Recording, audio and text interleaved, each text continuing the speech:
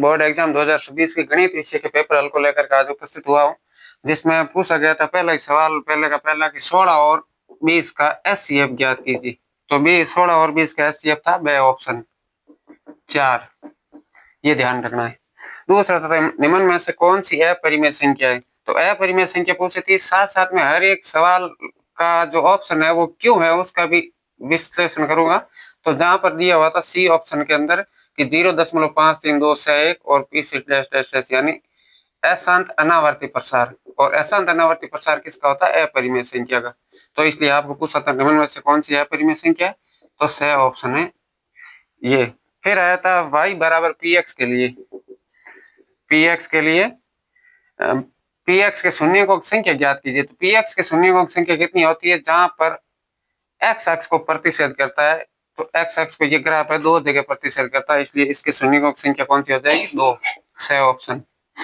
उसके बाद अगला सवाल था जिसके अंदर दो समीकरण दी हुई थी, एक तो x बराबर 4 मान था, दूसरा था x माइनस 3y बराबर 19। तो यहाँ पर x की जगह 4 रखोगे तो 3y बराबर 19, माइनस 3y बराबर 19 और प्लस का 4 इधर आते ही माइनस का 4, तो 19 माइनस 4 15। फिर y का मान निकालते हैं तो 15 बटे माइनस 3 यानी माइनस का 5 ऑप्शन। तो जो था ए ऑप्शन, माइनस का 5। फिर 5 ऑप्शन था जिसके अंदर पूछा था समांतर श्रेणी A plus D A plus 2d यानी समांतर श्रेणी का व्यापक रूप दिया था, और जहां पर पूछा था आपको एन पदों का योगफल। तो एन पदों के योगफल का सूत्र क्या है, एस एन बराबर एन बटे 2, 2a प्लस एन माइनस 1 कोष्टक में डी, यानी द ऑप्शन जो इसका सही आंसर था। किसी समांतर श्रेणी का प्रथम पद ए है 11 और 10वां पद ए 10 का मान था 20। आपको पूछा 10 पदों का योगफल, तो जहां पर पहला लास्ट पद दिया है जहां सीधा सूत्र लगा सकते हैं एन बटे 2 ए प्लस एल। एन की जगह 10 पद है, 10 बटे 2, ए की जगह 11 प्लस 10वां पद है 20, 11 20 31 इंटू 10 बटे 2 यानी 5। तो 31 का 5 से गुणा करने पर 155, वह ऑप्शन। उसके बाद था अगला त्रिभुज वाले पार्ट से, जिसके अंदर एक आकृति दी हुई थी, और वो आकृति इस प्रकार से थी कि यहाँ पर बाहर वाला कोण था 118 डिग्री, तो रैखिक युग्म से अंदर वाला कोण आ जाता 62 डिग्री, और इस तरफ वाला 58 डिग्री दिया हुआ था। और यहाँ पर त्रिभुज था पी ओ क्यू, और ये त्रिभुज पी ओ क्यू है वो किसके समरूप था, त्रिभुज एस ओ आर के। तो इस त्रिभुज के समरूप था जहाँ आर इधर है एस इधर है। तो यहाँ पर आपको पूछा था कौन कौन सा पी कोण। अब पी कोण के संगत कौन सा कोण है, एस कोण, और एस का मान त्रिभुज के तीनों अंत कोणों का योग 180 फॉर्मूल से निकालोगे तो इस कोण का मान कितना डिग्री आ जाएगा, 60 डिग्री, जो आपके स ऑप्शन में सही था, 60 डिग्री। फिर 8वां सवाल था वर्त के बाह्य बिंदु से वर्त पर अधिकतम कितनी स्पर्शरेखा खींची जा सकती है, तो 2, द ऑप्शन। दी गई आकृति में फिर से एक आकृति दी हुई थी स्पर्श रेखाओं की, जहां से बाह्य बिंदु से 2 स्पर्श रेखा खींची हुई थी।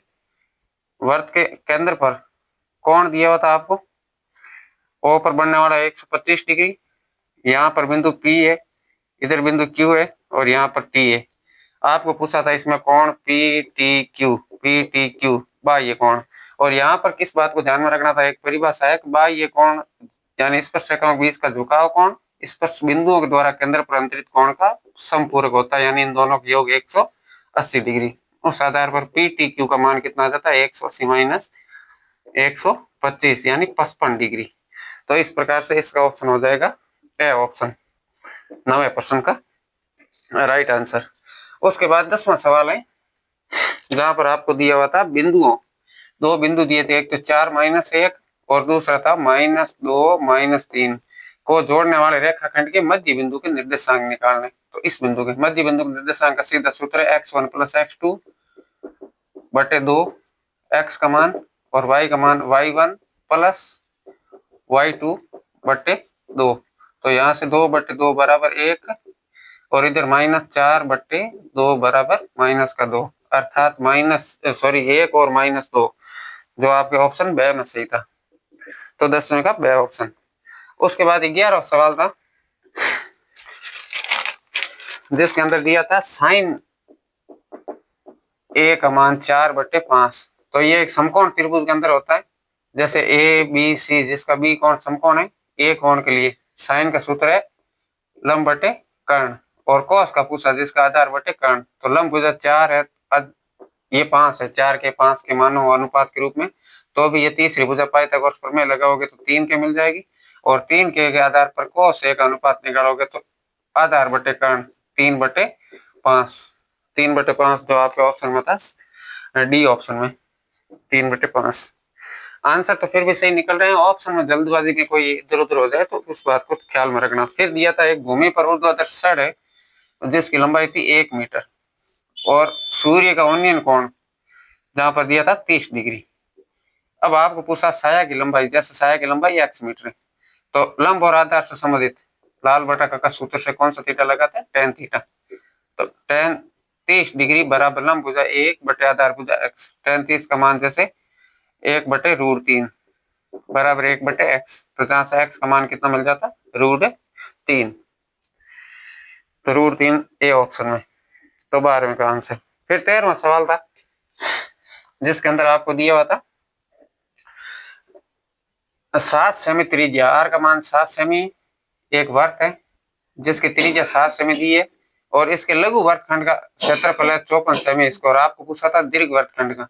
तो दीर्घ वर्तखंड का निकालने के लिए वर्त के क्षेत्रफल में से लघु का घटाना है, तो वर्त का क्षेत्रफल यानी पाई r स्क्वायर 22/7 × 7 × 7, तो इससे आ जाता है 154, 154 में से लघु का है -54, तो 54 घटा लो, इससे आ जाएगा 100 सेमी स्क्वायर, जो आपका ऑप्शन सी में सही था, तो इसका सी ऑप्शन है 100 सेमी स्क्वायर। उसके बाद अगला सवाल था जहां पर आपको दिया था r त्रिज्या वाले ठोस गोले का संपूर्ण पृष्ठीय क्षेत्रफल, तो गोले का संपूर्ण पृष्ठीय क्षेत्रफल का सूत्र होता है 4πr², द ऑप्शन में सही है। उसके बाद है 15वां सवाल, 1 सेमी भुजा वाले घन का संपूर्ण पृष्ठीय क्षेत्रफल, तो घन के संपूर्ण पृष्ठीय क्षेत्रफल का सूत्र है 6 × a², 6 × a का स्क्वायर 1, तो यहाँ पर आ जाता है 6 सेमी a स्क्वायर। ध्यान रखना एक जगह 6 सेमी क्यूब लिखा हुआ है जो गलत है, तो 6 सेमी स्क्वायर सही है। क्यूब अगर आयतन का सवाल देता तो क्यूब आता, घन सेमी।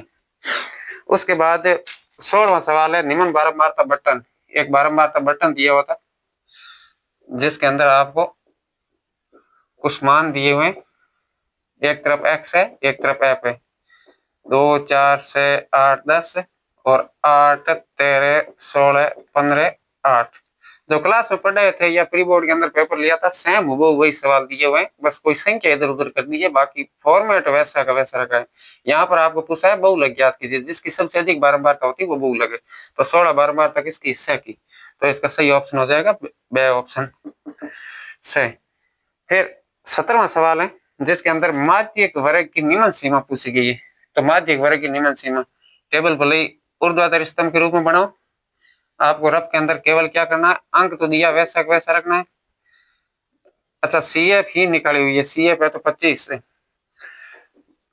25 का आधा कर लो 12.5, अब 12.5 से ठीक अधिक CF किसकी है, मतलब तो यहाँ CF दी हुई थी जैसे 5 10 18 22 25, और इधर दिया है 0 से 10 10 से 20 20 से 30 30 से 40 40 से 50, तो 25 का आधा 12.5 या ठीक अधिक CF वाली, तो कौन सा बहुलक माध्यिक वर्ग आता है 20 से 30, और इस माध्यिक वर्ग की निम्न सीमा कितनी है 20 है, तो यहाँ पर आपको ऑप्शन निकालना था स ऑप्शन।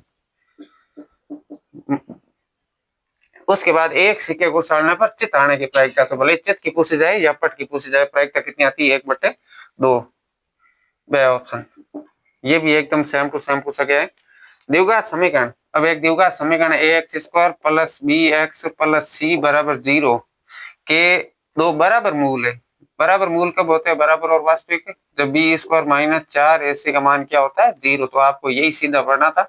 अगर किसी ने इसकी जगह जैसे d = 0 लिखा है या फिर b² - 4 ac बराबर 0 लिखा है, तो दोनों ऑप्शन इसके सही माने जाएंगे, जैसे डी भी वियुक्त कर का मान ही होता है, तो इनमें से जो भी लिखा है। अब समांतर श्रेणी a + d a + 2d, इस तरीके से AP का n वां पद पूछा है, तो n वां पद an बराबर a + n - 1 d, डायरेक्ट आपको फॉर्मूला लिखना है यहाँ पर an बराबर a + n - 1 कोष्टक में * d।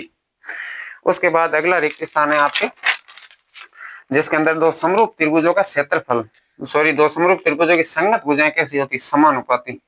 और संगत कोण आता तो बराबर।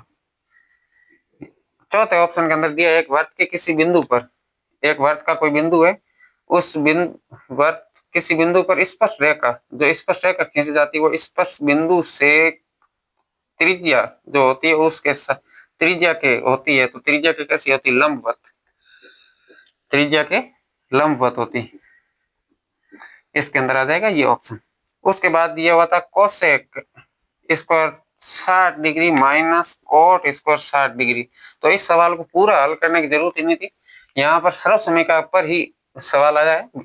त्रिकोणमिति सर्व समीकरण जैसे 1 प्लस कोट स्क्वायर थीटा बराबर होता है कोसेक स्क्वायर थीटा। अगर थीटा का मान सेम है तो यहाँ पर cosec square theta minus cot square theta का मान कितना होता है? 1। फिर बचे cosec square 60 minus cot square 60 हो या 30 हो 45 हो 40 डिग्री हो भले, तो उसका मान कितना आता है? 1 आता है।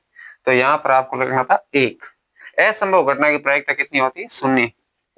तो 0 लिखो या 0 लिखो, एक ही बात है। अब उसके बाद अगले जो सवाल है तीसरे पार्ट के, जिसके अंदर पहला सवाल था संख्या 4n 4 की घात n पर विचार कीजिए, जहां n एक प्राकृत संख्या, क्या n का कोई ऐसा मान है जिसके लिए 4n अंक है वो 0 पर समाप्त होता हो?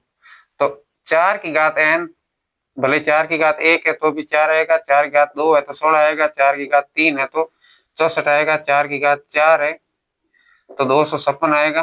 तो इस स्थिति के अंदर तो कोई अंक नहीं। अगर इसके अभाज्य गुणनखंड में 2 × 5 है तो उत्तर इसका क्या लिखते हैं? n का ऐसा मान जहां पर 4n का अंक 0 पर समाप्त हो, तो ऐसा कोई मान नहीं है। अगर 4 के अभाज्य गुणनखंड में 2 × 5 आता तो संभव होता। यही आंसर देना था। फिर उसके बाद संख्या 144 को अभाज्य गुणनखंडों के गुणनफल रूप में लिखिए। तो 144 के अभाज्य गुणनखंड के गुणनफल रूप में लिखना था 2 का भाग 72 बार, फिर 2 का 37 बार, फिर 2 का 18 बार, फिर 2 का 9 बार, फिर 3 का 3 बार, फिर 3 का 1 बार। तो 2 की घात है 4 × 3 की घात है 2, ये आंसर आता है। अल्फा और बीटा द्विघात बहुपद ax² + bx + c बराबर, जहां a का मान 0 नहीं है कि शून्य को, तो इसके गुणांक और शून्य को के बीच संबंध को लिखिए। तो संबंध क्या है? शून्य को का गुणा, मतलब सीधा आपने अगर अल्फा बीटा में लिखा है अल्फा प्लस बीटा का मान आता है -b/a और अल्फा × बीटा का मान आता है c/a। केवल आपको सूत्र लिखने के लिए कहा गया था। उसके बाद रैखिक समीकरण युग्म x + y और x + y बराबर 5, x - y बराबर 1। तो सीधा घटा लो भले या जोड़ लो डायरेक्ट, तो जोड़ोगे तो इधर हो जाएगा 2x और ये कट जाएगा, यहाँ हो जाएगा 6। तो x बराबर आ जाता है 3 और x का मान यहाँ पर रखोगे 3 + y बराबर 5, तो y का मान मिल जाता है 2 पक्षांतर करने पर। यानी चौथे सवाल के अंदर x का मान 3 और y का मान 2, ये आ जाता है। उसके बाद पांचवा सवाल, पांचवे के अंदर समांतर श्रेणी एक एपी है 1 3 5 का अंतिम पद 19 है। तो 19 पद नहीं है, अंतिम पद का मान 19 है। श्रेणी में पदों की संख्या कितनी होगी? तो यहाँ पर an का मान दिया 19, an का सूत्र लगाओ a + n - 1 b बराबर 19, a की जगह 1, n का मान ज्ञात नहीं है, b की जगह सारा अंतर कितना 2 बराबर 19। तो n - 1 × 2 बराबर 1 प्लस का इधर आएगा माइनस में, और n - 1 बराबर 2 गुणा का इधर आएगा भाग में, 18/2 9। अब n का मान कितना आ जाता है 10। तो यहाँ n का मान पूछा है, n का मान कितना है 5 और 10। उसके बाद 11वां सवाल है, सॉरी 6वां सवाल है इसके तीसरे का, एक बिंदु O से केंद्र O वाले किसी वृत्त पर P और PB, फिर से स्पर्श रेखाओं का सवाल है, फिर सेम सवाल है, मामूली सा चेंजिंग है। जैसे बिंदु P से O केंद्र वाले वृत्त पर PA और PB स्पर्श रेखाएं खींची हुई है, परस्पर 80 डिग्री कोण पर झुकी हुई है। पिछली बार अंदर का कोण 125 दिया था, इस बार झुकाव कोण 80 डिग्री दिया है। तो आपको पूछा है POA का मान इसका, तो अभी बताया था जैसे कोण AOB प्लस 80 डिग्री, इन दोनों का योग कितना होगा 100 डिग्री। तो यहाँ से AOB का मान 100 का पक्षांतर 80 का पक्षांतरण, तो 180 में से 80 घटाओगे पीछे आएगा 100 डिग्री। तो यहाँ से AOB का मान पूरा नहीं पूछा है, कौन पूछा है POA, तो ये हो जाएगा 100 का आधा, क्योंकि बाह्य बिंदु को केंद्र से मिलाने वाला रेखाखंड है वो अंतरित कोण जो केंद्र पर है उसका समद्विभाजन करता, दोनों बराबर आते हैं तो दोनों का मान 50-50 डिग्री आ जाएगा। तो यहाँ पर हो जाएगा POA बराबर 50 डिग्री। अब उसके बाद अगला 7वां सवाल है, बिंदु एक तो है -3 4 और एक है 7 2, इन दोनों को मिलाने वाले रेखाखंडों के बीच की दूरी बतानी, दो बिंदु ए और बी के बीच की दूरी। तो यहाँ पर सीधा दूरी सूत्र लगाना है, ए बी दूरी के लिए बी के मान में से ए के मान घटाना, 7 माइनस और माइनस का 3 है प्लस 3 का होल स्क्वायर प्लस 2 माइनस 4 का होल स्क्वायर। तो 7 माइनस 3 10 है प्लस 10 का होल स्क्वायर और यहाँ पर माइनस 2 का होल स्क्वायर का रूट, 10 का 100 प्लस 2 का स्क्वायर 4, तो 104 का रूट। अगर रूट सरल होता है तो 104 के बाद गुणनखंड निकालोगे, 2 का भाग 52 बार, 2 का भाग 26 बार, फिर 2 का भाग 13 बार, फिर 13 का भाग 1 बार। तो एक जोड़ा बार बन रहा है 2√26 मात्रक लिखो तो भी सही है, या रूट 104 मात्रक लिखा तो भी सही है। ये इन दोनों बिंदुओं के बीच की दूरी तो दूरी है भी बराबर 2√26 मात्रक। अब उसके बाद साइन ए इंटू कोसेक था, कोसेक की जगह हो जाएगा 1/sin ए प्लस सेक ए की जगह हो जाएगा 1/cos ए इंटू कोस ए। तो यहाँ से 1 + 1 बराबर मान आ जाता 2। 9वें सवाल के अंदर त्रिज्या r का मान 21 सेमी वाले वर्त का एक चाप केंद्र पर 60 डिग्री कोण अंकित करता है, चाप की लंबाई। तो चाप की लंबाई के सूत्र क्या है, वैसे तो 2πr θ/360 भी है, लेकिन सीधा सूत्र लगता है πr θ/180। तो पाई की जगह 22/7 है, r की जगह 21 इंटू थीटा की जगह 60 डिग्री बटे 360। तो 7 से 21 3 बार, 60 से 360 6 बार, 3 से 6 2 बार, 22 से 2 11 बार, यानी चाप की लंबाई कितनी आ जाती है 11 सेमी। ये ऑप्शन। फिर 10वां सवाल, तो इसका सीधा आंसर लिख देता हूँ 8वें का 1 + 1 बराबर 2। 9वें का हो गया 11 सेमी। फिर 10वां सवाल है, बर्तन एक कक्षा के 30 विद्यार्थियों के भार को दर्शाता है, विद्यार्थियों का बहुलक भार बहुलक ज्ञात कीजिए। तो बहुलक का सूत्र क्या है, m बराबर L plus F1 minus F0 बटे 2F1 minus F0 minus F2 into H। जहाँ बहुलक वर्ग की जो आती है सबसे अधिक बारंबारता है, जैसे 9 वाला 60 से 70, तो बहुलक वर्ग है 60 से 70 जिसकी सबसे अधिक बारंबारता है 9, इससे पहले वाले की 8 और बाद वाले की 5।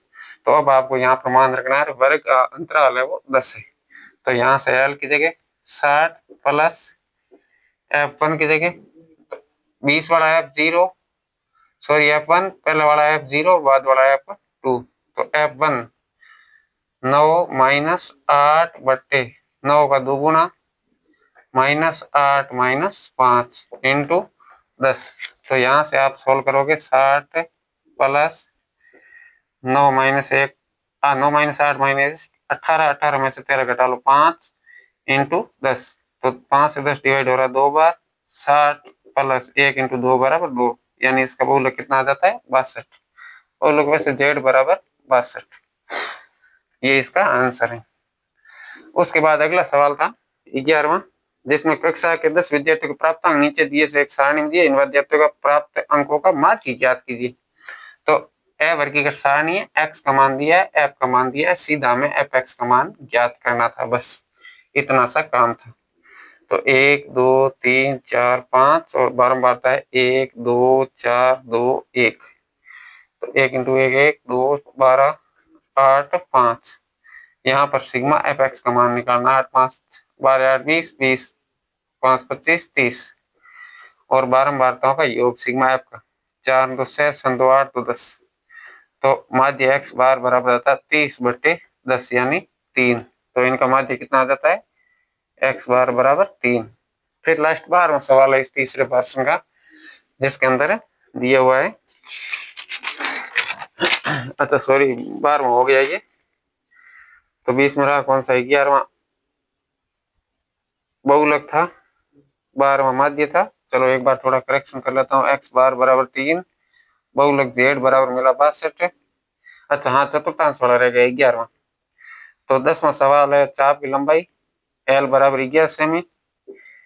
और 9वां सवाल, एक वृत्त के चतुर्थांश का क्षेत्रफल ज्ञात कीजिए। तो वृत्त के चतुर्थांश का क्षेत्र ले लो 1/4 पाई आर स्क्वायर। 1/4 पाई की जगह 22/7 और त्रिज्या आर दी हुई थी 7 सेमी। तो 7 इंटू 7, 7 से 7 डिवाइड, 22 का 7 से गुणा 154, या काट लो। 11 बार 11 के 7 से गुणा 77, 77/2 यानी 38.5 सेमी स्क्वायर। तो यहाँ पर इस चतुर्थांश का क्षेत्रफल आ जाता है 38.5 सेमी स्क्वायर।